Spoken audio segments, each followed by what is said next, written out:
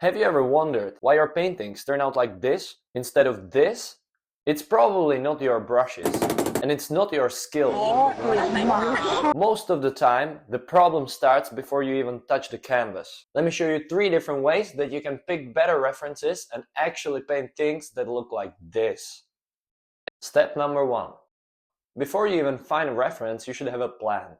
Maybe you want to shoot it yourself, or find it on the street, or even just steal it from the internet. I mean, I've never done that. I'm just saying that it doesn't really matter where you get your reference from if it still sucks. You want to visualize and plan ahead before you even go and hunt for the reference. I paint objects as I think of them, not as I see them.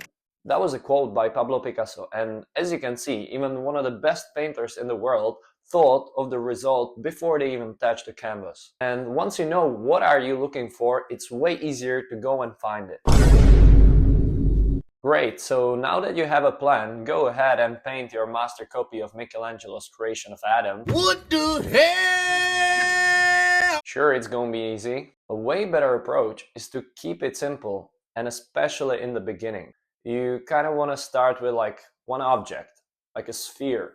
Maybe when you really know how to paint a sphere, you can move up to like a pear and slowly move up to more complex stuff.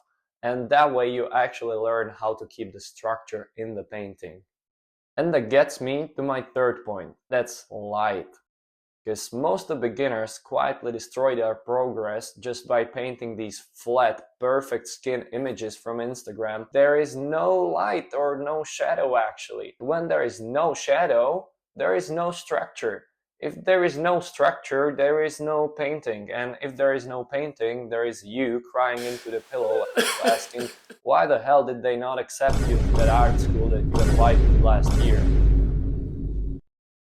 So when you're picking a reference, try to ask yourself, do I know where the light is coming from?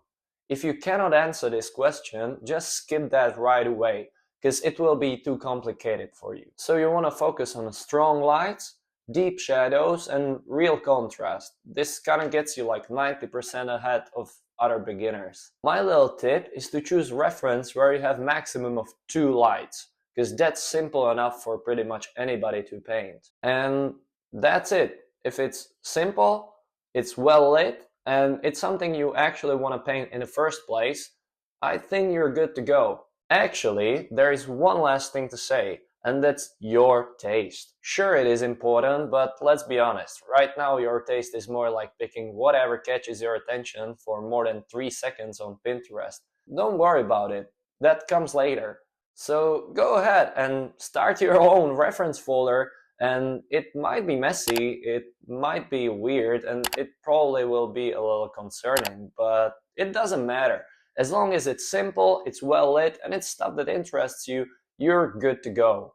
If you want a free cheat sheet that shows you how to pick your reference, it's down in the description. And remember, every painting gets you somewhere you weren't before, even the bad ones. Especially the bad ones.